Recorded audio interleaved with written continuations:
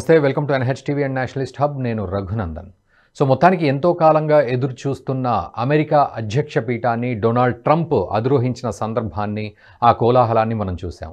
అయితే రావడమే Donald Trump తనదైన శైలిని, తనదైన మార్కును చూపెడుతున్నారు. సో ఎన్నో ఎగ్జిక్యూటివ్ ఆర్డర్లు ఆయన సంతకం చేశారు. మరోవైపు దాదాపు 78 జో బైడెన్ ఇచ్చిన అధికారాల అంటే ఆదేశాలన్నింటినీ కూడా వెనక్కి తీసుకున్న సందర్భం. ఇక కీలకమైన నిర్ణయాలు, చారిత్రకమైన నిర్ణయాలు కూడా తీసుకున్నారు. ముఖ్యంగా జన్మతహా వచ్చే పౌరసత్వం విషయంలో ఆయన 100 సంవత్సరాలుగా ఉన్న రూల్స్ని మార్చేసే ప్రయత్నం చేశారు. ఇవన్నీ కూడా చాలా కీలకమైన నిర్ణయాలు తీసుకున్నారు. అండ్ జో బైడెన్ విశేష అధికారాలని అడ్డుపెట్టుకొని ఇచ్చిన ఆదేశాలను కూడా వెనక్కి తీసుకున్న ప్రయత్నం జరిగింది. సో డొనాల్డ్ ట్రంప్ రావడమే ఏం చేశారు అంటే చాలామందికి ఈ విషయాలు తెలియదు. బట్ ఓవర్వ్యూగా మనం మాట్లాడదాం ఈ వీడియోలో. సో డొనాల్డ్ ట్రంప్ రాగానే ఏం చేశారు, ఎలాంటి నిర్ణయాలు తీసుకున్నారు, కీలక నిర్ణయాలు అనేవి మనం మాట్లాడదాం. మనతో పాటు ప్రొఫెసర్ మురళీ మనోహర్ గారు ఉన్నారు, రాజకీయ సామాజిక విశ్లేషకులు. మురళీ మనోహర్ గారు నమస్తే అండి, వెల్కమ్ టు నేషనలిస్ట్ హబ్. నమస్తే రఘు గారు. నమస్తే. యా సార్, జో బైడెన్ మొత్తానికి తాను అధికారంలో ఉన్న చివరి క్షణం వరకు కూడా తన అధికారాన్ని అడ్డుపెట్టుకొని రకరకాల ఆదేశాలు ఇవ్వడం, వెంటనే ఇప్పుడు డొనాల్డ్ ట్రంప్ అధికారంలోకి వచ్చాక వాటన్నింటినీ వెనక్కి తీసుకోవడం, కొత్తగా ఆదేశాలు ఇవ్వడం, ఈవోస్ జారీ చేయడం, ఇదంతా కూడా చాలా గమ్మత్తుగా జరిగిందనుకోవాలి ప్రపంచం అంతా చూస్తూ ఉంటే. సో వీటిని ఎలా అర్థం చేసుకోవాలి అండ్ డొనాల్డ్ ట్రంప్ ఎటువంటి నిర్ణయాలు తీసుకున్నారు అంటే ఏం చెప్తారు? ఒక్క మాటలో చెప్పాలంటే రఘు గారు, మొట్టమొదటి లక్షణము ట్రంప్ యొక్క లక్షణము ఆల్వేస్ సెన్సేషనల్ కదా. ఆయన వ్యక్తిత్వమే అలాంటిది. బాధ్యతలు తీసుకున్న వెంటనే ఆయన ప్రవర్తించిన తీరు అవన్నీ కూడా ఆయన కాస్త భిన్నంగా ఉంటాడు. రొటీన్ లీడర్స్ లాగా ఉన్నాడు. కొద్దిగా ఆయన వ్యవహార శైలి గాని, బాడీ లాంగ్వేజ్ గాని, మాటల తీరు గాని, మాటల తూటాలు గాని అన్నిట్లో కూడా ఆయన డిఫరెంట్ గా ఉంటాడు. రొటీన్ పద్ధతిలో ఏదైతే అమెరికా డిసిప్లిన్ ఉంటుందో ఆ డిసిప్లిన్ లైన్ లో ఆయన బహుశా కట్టడి చేయలేము. ఆయన వ్యక్తిత్వం అలాంటిది. అందుకే మనకు అలా అనిపిస్తుంది. అలాగే తీసుకున్న నిర్ణయాలు అక్కడికక్కడే మీరు అన్నట్టుగా సుమారుగా ఒక 7-8 ఆర్డర్స్ సంతకాలు చేసి ఆ పెన్ను విసిరేసిన తీరు, అది కేవలం అక్కడ ఉన్న వాళ్ళను ఆనందపరచడానికి, ఉత్సాహపరచడానికి చేసినటువంటి ఒక చర్య. అయితే ఎగ్జిక్యూటివ్ ఆర్డర్స్ ఏవైతే హండ్రెడ్స్ ఆఫ్ ఆర్డర్స్ ఆయన ఇచ్చేసాడో దాన్ని మనం ఎలా చూడాలి అని, ర్యాపిడ్ ఫైర్ యాక్షన్ అన్నట్టు. ట్రంప్ యొక్క యాక్షనే అలా ఉంటుంది. మొదటి రోజే తన ర్యాపిడ్ ఫైర్ మూమెంట్స్ ను చూయించాడు. నేను ఇలా ఉండబోతున్నానని ఒక సంకేతాన్ని ఇచ్చేశాడు. అన్నిట్లో మనము కనపడేది ఏంటి అంటే అమెరికా ఫస్ట్. ప్రతి ఆదేశం మీరు చూసినట్టయితే ఆయన ఆక్రోశము, ఆగ్రహము, తర్వాత ఇవన్నీ కూడా హావభావాలన్నీ కూడా అందులో కనపడ్డాయి. 78 ఆయన బహుశా 80 years ఉంటాడే మరి ఏజ్ లో. ఆయన 78 ఆర్డర్స్ ఇచ్చేశారు నిన్న ఒకే దెబ్బకు. అన్ని స్పీడ్ గా అలా ఇవ్వడంలో కూడా మీరు కనుక చూస్తే ఎటువంటి ఆదేశాలు ఇచ్చాడండి, అన్ని కూడా దేశహితమే తీసుకున్నాడు. కనుక దాంట్లో ఏది తన స్వార్థం ఏమీ కనపడదు. నేషనల్ ఇంట్రెస్ట్ మాత్రం ప్రతి దగ్గర కనపడ్డది, ప్రతి యాక్షన్ లో కనపడ్డది. అందుకే ఒక ఏమంటాము పక్క ఒక ఆయన పేట్రియాట్, దేశభక్తుడి లాగానే మనం చూడొచ్చు. అట్లా అదే ఆక్రోశం అందులో కనపడ్డది. ప్రతి ఆర్డర్ లో అదే కనపడ్డది. ఇప్పుడు ప్రభుత్వ ఉద్యోగులు అందరూ ఖచ్చితంగా ఆఫీస్కి వచ్చేయాల్సిందే. ఎప్పుడైతే కోవిడ్ తర్వాత ఇది సిస్టమ్ మారిపోయింది అమెరికాలో, ఇది సరి అయింది కాదు, వచ్చేసేయాల్సిందే, ఆఫీస్ లో కూర్చొని పని చేయాల్సింది. ఇది ఏంది, ఎవరి కోసం ఇది చెప్పండి? నిజంగా అయితే తాను అన్పాపులర్ అవుతాడు.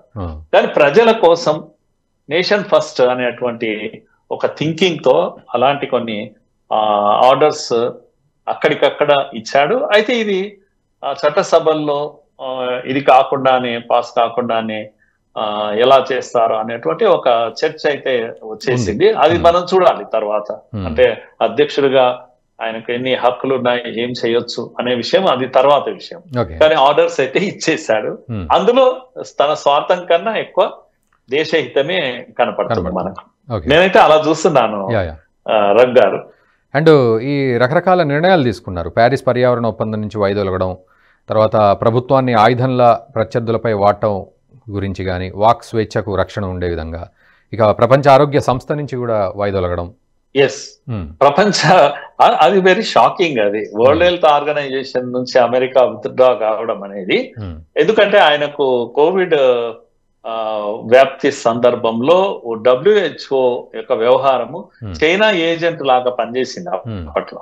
ఈ ప్రపంచమంతా అనుకున్నటువంటి విషయము అమెరికా కూడా చాలా హర్ట్ అయింది. ముఖ్యంగా బైడెన్ ఇప్పుడు ఈ చర్య తీసుకోవడం అంటే WHOకు ఎక్కువగా నిధులు వచ్చేది అమెరికా నుంచి, వీళ్ళ ఫండ్స్ తో నడుస్తుంది. కానీ అందరికీ అనుకూలంగా వ్యవహరించలేదు, చైనా అనుకూలంగా వ్యవహరించింది WHO. ఆ కోపంతో ఆయన ఈరోజు విత్డ్రా అయ్యారు దాని నుంచి. ఇది ఒక రకమైనటువంటి ఆక్రోశం కనపడ్డది ఆయన. సో కానీ మిగతా అన్ని కూడా కొన్ని బైడెన్ నిర్ణయాలను రద్దు చేశారు. సుమారుగా 78 78 ఆర్డర్స్ బైడెన్ ఇచ్చినాయి విత్డ్రా చేసుకున్నారు. ఇది మనం రియాక్షన్ అందామా లేకపోతే ప్రత్యర్థి పైన కోపం అందామా అంటే కాదు. అన్నిట్లో కూడా దెర్ ఈజ్ ఏ మీనింగ్. మీరు కనుక చూసినట్టయితే ప్రతి ఆర్డర్ లో కూడా ఒక మీనింగ్ ఉంది. వాక్ స్వేచ్ఛ, వాక్ స్వాతంత్రాన్ని కట్టడి చేసే ప్రయత్నం చేశాడు బైడెన్. ఇప్పుడు వాక్ స్వాతంత్రానికి, ఫ్రీడమ్ ఆఫ్ స్పీచ్ కు ఒక రక్షణ కల్పించాడు ట్రంప్ వచ్చేసి. ప్రత్యర్థుల పైన విపరీతమైన చర్యలు తీసుకునేటువంటి ఒక చట్టాన్ని ఆయన తెచ్చాడు. ఇలాంటివన్నీ రద్దు చేశాడు. కక్ష సాధింపు చర్యలు తీసుకునే అవకాశాలను ప్రభుత్వాలకు లేకుండా చేశాడు. అలాంటిది ఏం అవసరం లేదని. ఇలా మనం చూసినట్టయితే ఎక్కువ మటుకు ఆయన బైడెన్ యొక్క చర్యలను రివర్స్ చేశాడు అని కూడా మనం చెప్పొచ్చు. కొన్నేమో దేశహితం కూడా ఉన్నాయి. ప్యారిస్ పర్యావరణ ఒప్పందము నుంచి వైదొలగడం అనేది ఇంటర్నేషనల్ బైండింగ్, అది దాని నుంచి విత్డ్రా కావడం అనేది చాలా పెద్ద చర్య. అది మనము అక్కడ ఆ సమయంలో తీసుకునాల్సిన నిర్ణయం కాదు, కానీ ఆయన తీసేసుకున్నాడు. అటువంటి దృష్టి ఆయనకు ఉన్నదో ఏమో మరి. కొన్ని ఎక్స్ట్రీమ్ కూడా ఉన్నాయి, ఎక్స్ట్రీమ్ అనిపిస్తాయి. ఎందుకంటే ఆయన వ్యక్తిత్వమే ఎక్స్ట్రీమ్. ఎప్పుడు కూడా ఆర్డినరీ గా ఉంటాడు, ఎక్స్ట్రాడినరీ గానే ఉంటాడు ఆయన ఎప్పుడు. అలా అనిపిస్తుంది. కానీ కొన్ని సమ్మతమైనవి, న్యాయబద్ధమైనవి, దేశ ప్రజల హితం కోరుకునేవి, ఇలా చూడొచ్చు. మనం అన్ని రకాలుగా ఆర్డర్స్ ను మనం చూస్తాం. ప్రత్యర్థి పైన దాడిలాగా కొన్ని చూస్తాం. బైడెన్ చేసిన వాటిని అన్నింటినీ రివర్స్ చేయడం అనేది అలా చూడొచ్చు మనం. మరోవైపు ఇటు ఆర్టిఫిషియల్ ఇంటెలిజెన్స్ విషయంలో కొంత నియంత్రణ ఉండేది ఇది వరకు బైడెన్ హయాంలో, బట్ ఆ నియంత్రణ ఎత్తివేసినట్లుగా తెలుస్తోంది. సో ఇది టెక్నాలజికల్ గా కొత్త పుంతలు దొక్కే అవకాశం ఉందంటారు. ఎట్లాంటి నిర్ణయం అంటారు? అంటే కట్టడిని ఎత్తేసాడు, నియంత్రణను ఎత్తేసాడు. ఆర్టిఫిషియల్ ఇంటెలిజెన్స్ అంటే కొందరికి భయం ఉంది. ఎంతటి వైపరీత్యాలకు దారి తీస్తుందా అనేటువంటి ఒక భయం అక్కర్లేదు అనే ఒక పద్ధతిలో ఒక నిర్ణయం తీసుకున్నాడు. ఇది చెప్పలేము దీని రియాక్షన్ ఎలా ఉంటుంది, దీని యొక్క ఫలితాలు ఎలా ఉంటాయనేది మనం ఇప్పట్లో ఊహించలేము. కానీ బహుశా ఆయన సలహాదారులు ఉంటారు. ముఖ్యంగా టిక్ టాక్ విషయంలో, ఇది చైనా కంపెనీ, చాలా దేశాలను వేధిస్తున్నటువంటి కంపెనీ రఘు గారు. ఆ విషయంలో కూడా ఆయన టిక్ టాక్ పైన ఒక రకంగా చర్యలు ప్రారంభించినట్టే లెక్క. మీరు విక్రయించేస్తాం మేము, మాకు 50% మాకు హక్కు లేకుండా మా దగ్గర వచ్చి మీ చైనా కంపెనీ చేయడం ఏంది, కనుక 75 రోజులు దీన్ని అమ్మేస్తాము, తీసేస్తాము అనే పద్ధతిలో చెప్పేశాడు. అది కనుక అది కూడా ఒక సీరియస్ యాక్షనే అనుకోవాలి. చాలా విషయాలు ఈ విధంగా ఈ కొత్త కార్లు ఏవైతున్నాయో ఎలక్ట్రిక్ కార్స్, ఒకవైపు ఏమో పర్యావరణాన్ని కాపాడుతాము, మేము ఎలక్ట్రిక్ కార్స్ ను పెంచుతాము, పెద్ద ఎత్తున ప్రపంచంలో అత్యధికంగా ఎలక్ట్రిక్ వెహికల్స్ ని పెంచుతాము అని ఒక ప్రామిస్ చేశాడు. రెండో వైపు ఏమన్నాడంటే 2030 నుండి కొత్త కార్లలో 50% ఎలక్ట్రిక్ ఉండాలి అని బైడెన్ ఒక ఆర్డర్ ఇచ్చాడు. ఆ ఆర్డర్ ను రద్దు చేశాడు. అప్పుడు దెబ్బతినేది టెస్లానే. టెస్లా ఈయనకు అనుకూలమైన సంస్థనే. టెస్లాకు వ్యాపార రీత్యా దెబ్బతింటుందని అంటున్నారు అందరు కూడా. ఇది కూడా కొన్ని వివాదాస్పదమైనటువంటి నిర్ణయాలుగా మనం కొన్ని చూస్తాం. యా, మురళీ మనోహర్ గారు, ఇక్కడ అంటే ఇంకొక కీలకమైన అంశము ఈ జన్మతః వచ్చే పౌరసత్వం. సో దానికి సంబంధించి అది కీలక. సో 100 సంవత్సరాల రూల్స్ని ఆయన వెంటనే మార్చేశారు కదా. సో ఇది ఎట్లా, ఈ కాన్సిక్వెన్సెస్ ఎట్లా ఉంటాయి? ఎందుకంటే టూరిస్ట్ లాగా వచ్చిన వాళ్ళు కానీ, స్టూడెంట్ లాగా ఉన్న వాళ్ళు కానీ, లేకపోతే అక్రమ వలసదారులు కానీ వాళ్ళ పిల్లలు కనుక అక్కడే జన్మిస్తే, ఇదివరకైతే వెంటనే గ్రీన్ కార్డ్ వచ్చేది, సిటిజన్షిప్ పిల్లాడికి ఉండేది. కానీ ఇప్పుడు అది రద్దు చేశారు. అంటే ఇది ఎలాంటి నిర్ణయము, సక్సెస్ అవుతుందా, రాజ్యాంగబద్ధంగా ఎలాంటి ప్రభావం చూపెడుతుంది అనుకోవచ్చు? చాలా చాలా మోస్ట్ కాంట్రవర్షియల్ డెసిషన్ ఇది. కానీ ప్రవాసుల గుండెల్లో రైళ్లు పరిగెత్తుతున్నాయి. ఎన్నికల్లో ఓపెన్ గా చెప్పాడు, నేను ఈ ఆయారాం గాయారాం, ఈ చొరబాట్లు, ప్రవాసులు అందరు కూడా అమెరికానే గందరగోళంగా ఉంది ఆ విషయంలో. కనుక ఇది చాలా పెద్ద నిర్ణయము. 100 ఏళ్లుగా అమల్లో ఉన్న ఒక చట్టాన్ని ఒక్క పెన్ను కలం పొట్టుతో తొలగిచ్చేశాడు. ఇది ఎందుకంటే ఇప్పుడు నేను ఏ పత్రాలు లేకుండా నేను అమెరికాలో చొరబడ్డాను, వచ్చాను, ఏదో పేరు మీద వచ్చేసాను. స్టూడెంట్ వీసా వస్తుంది, ఇంకేదో వీసా, టెంపరీ వీసాలతోటి వస్తాను. నేను వచ్చేసి అక్కడే ఉండి అక్కడ పెళ్లి చేసుకొని పిల్లలు కానిస్తారు, పిల్లలు అక్కడే పుడతారు. అక్కడ అయితే జన్మతః వారసత్వం అంటే పుట్టగానే అమెరికాలో ఏంటి, అమెరికా గడ్డ మీద పుట్టాడు కనుక వానికి సహజంగా వారసత్వం వచ్చేస్తుంది, తర్వాత పౌరసత్వం వచ్చేస్తుంది. వచ్చేసాక కొడుకేమో పౌరుడు అవుతాడు, తండ్రి పౌరుడు కాదు, తల్లిదండ్రులు పౌరులు కాలేరు. ఇప్పుడు వాళ్ళందరూ పుట్ట సర్దుకుంటున్నారు. పిల్లలను ఎవరైనా వీళ్ళతో గార్డియన్స్ తో పెట్టి వెళ్ళిపోవాలనేటువంటి ప్రయత్నంలో ఉన్నారు వాళ్ళు. ఇది దేశం అంతా కూడా పెద్ద నంబర్ ఉంటది, మామూలు నంబర్ ఉంటది. ఇది గందరగోళానికి దారి తీస్తుంది తప్పకుండా. దానికి ప్రత్యామ్నాయ ఏర్పాట్లు ఏం చేస్తారో తెలియదు కానీ, బట్ ఇది చాలా కాంట్రవర్షియల్. ఏదైనా కూడా మళ్ళా నేషనల్ ఇంట్రెస్టే అనేది ప్రధానంగా ఉంది. ఎందుకంటే ఈ ప్రవాసుల యొక్క నంబరు శృద్ధి మించిపోయింది. వాళ్ళు కంట్రోల్ చేసేటువంటి స్థితిలో లేరు. 1868 నాటి చట్టం ఇది. అప్పుడు దేశంలో అంతర్యుద్ధం వస్తే చేసినటువంటి చట్టం 14వ సవరణ ద్వారా ఈ జన్మతః పౌరసత్వం అనే చట్టం అప్పట్లో తెచ్చారు. ఇది అలాంటి చట్టము ఈరోజు ఒక్కటే కలంపోటుతో రద్దు చేశారు ట్రంప్. దీని పరిణామాలు ఎలా ఉంటాయి ఏందనేది చూడాలి. ఏది ఏమైనా ఆయన చేసిన చర్య in the interest of is country. America first అనే సిద్ధాంతం, అమెరికా ఫస్ట్. సో ఓవరాల్ గా ఫైనల్ గా సార్ మురళీ మనోహర్ గారు ఒక సింగిల్ లైన్ కంక్లూజన్ ఇవ్వండి. అంటే డొనాల్డ్ ట్రంప్ మొత్తానికైతే ఆయన అధ్యక్ష పీఠం అధిరోహించారు. ఇక ఇక్కడి నుంచి పాలన ఏ విధంగా ఉండబోతోంది అంటే సామాన్యులు ఎలా అర్థం చేసుకోవాలి? ఒకటి, ఆయన పాలన వాళ్ళ దేశానికి అనుకూలంగా ఉంటుంది. అందులో మిగతా దేశాలకు ఇబ్బందులు కలగవచ్చు, అది మనం కాదనలేము. ఎందుకంటే కెనడా మెక్సికోకి కూడా 25% ట్యాక్స్ ఫిబ్రవరి 1 నుంచి అన్నారు. పనామా కెనాల్ ని తీసుకుంటామన్నారు. గల్ఫ్ ఆఫ్ మెక్సికో బదులు గల్ఫ్ ఆఫ్ అమెరికా అంటాం ఇప్పటి నుంచి అన్నారు. ఇలాంటి మళ్ళీ కాంట్రవర్షియల్ అవి కూడా ఉన్నాయి దీంట్లో. ఎస్, కాంట్రవర్షియల్ ఇవైతే ఉన్నాయి కనుక. కానీ మీరు అదొకటే కాకుండా ఆయన అమెరికాను గొప్ప దేశంగా చూద్దాం మనం. సవాళ్లు ఉన్నాయి, సవాళ్ళను ఎదుర్కొందాం.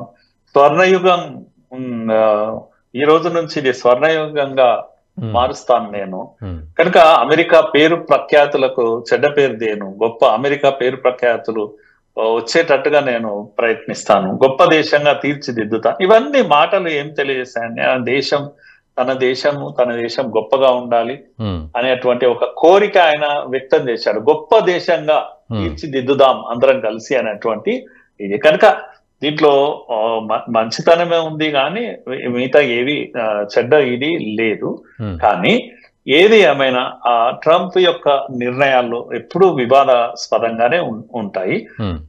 కొద్దిగా నటోరియస్ ఇది. ఆయన చిన్నప్పటి నుంచి కూడా ఆయన మా స్టోరీ కనుక చదివితే కొంటే చేష్టలు, చిచ్చర పిడుగు అని అంటాం కదా, అలాంటి అల్లరి పిల్లోడుగా పేరుంది ఇతనికి స్కూల్లో కూడా. ఇప్పుడు కూడా అలాగే ఉంటున్నాయి.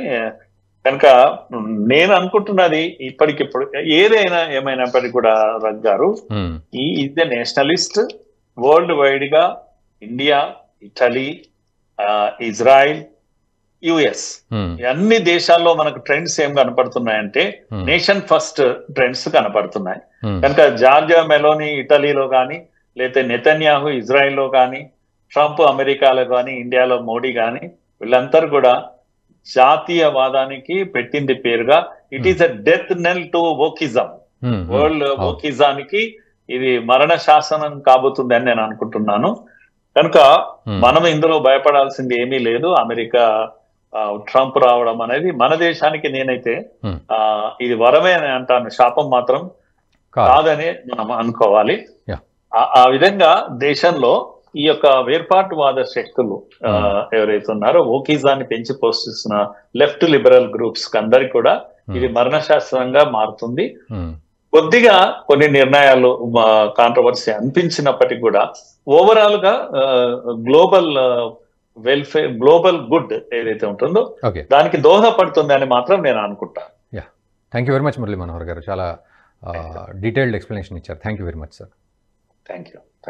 సో అది పరిస్థితి. మొత్తానికి డొనాల్డ్ ట్రంప్ అధికార పీఠం అధిరోహించారు. అమెరికా అధ్యక్షుడిగా వెంటనే కీలక నిర్ణయాలు తీసుకున్నారు. ముఖ్యంగా జో బైడెన్ ఇదివరకు తన ప్రత్యేక అధికారాలతో ఇచ్చిన ఆదేశాలను కూడా వెనక్కి తీసుకున్నారు. 78 ఆదేశాలన్నీ వెనక్కి తీసుకుని వాటిని రద్దు చేసిన సందర్భం. అండ్ కీలకమైన ఆదేశాలు కూడా చేశారు. అందులో రకరకాల ఇప్పుడు మనం మాట్లాడుకున్నాం. బట్ ఏదేమైనా అమెరికా ఫస్ట్ అనే ఉద్దేశంతోనే డొనాల్డ్ ట్రంప్ ఇవన్నీ చేశారు అనేది మనం ఇక్కడ అర్థం చేసుకుంటున్న అంశం. సో ఇటువంటి నిర్ణయాలు భవిష్యత్తులో ఎవరికి మంచి చేస్తాయి, ఎవరికి చెడు చేస్తాయి, ఏ విధంగా ఉంటాయి అనే విషయంలో అమెరికా ఫస్ట్ అనే ప్రాముఖ్యత ఉన్నప్పటికీ మరి ఇవన్నీ ఎలాంటి ప్రభావం చూపెడతాయనేది మనం కూడా చూద్దాం. ఏదేమైనా వారు అన్నట్లుగా ఒక చిచ్చర పీడుగు రంగంలోకి దిగాడు అన్నట్లుగా డొనాల్డ్ ట్రంప్ తన అధికారాన్ని సాగిస్తున్నారు. చూద్దాం రాబోయే రోజుల్లో ఇది అమెరికాకు ఎలా ఒక గొప్ప అవకాశంగా ఉంటుంది. స్వర్ణయుగం అని డొనాల్డ్ ట్రంప్ అనడం మనం చూసాం. అండ్ మరోవైపు భారత్తో కూడా సత్సంబంధాలు ఎలా ఉంటాయి అనే విషయాన్ని కూడా మనం కాస్త అబ్జర్వ్ చేస్తూ ఉండాలి. సో దీని మీద మీరు కూడా కామెంట్ చేయండి, ఈ వీడియోని మీ మిత్రులకు కూడా షేర్ చేయండి. Thank you very much. ఈ వీడియో మీకు నచ్చినట్టయితే లైక్ చేయండి, 10 మందికి షేర్ చేయండి. అలాగే కామెంట్ల రూపంలో మీ అభిప్రాయాలను మాతో పంచుకోండి. Nationalist hub group of channels ను సబ్స్క్రైబ్ చేసుకుని తెలుగునాట జాతీయవాద జర్నలిజాన్ని ప్రోత్సహించండి. ఈ వీడియో కింద ఉన్న బెల్ ఐకాన్ పై క్లిక్ చేయడం మర్చిపోవద్దు.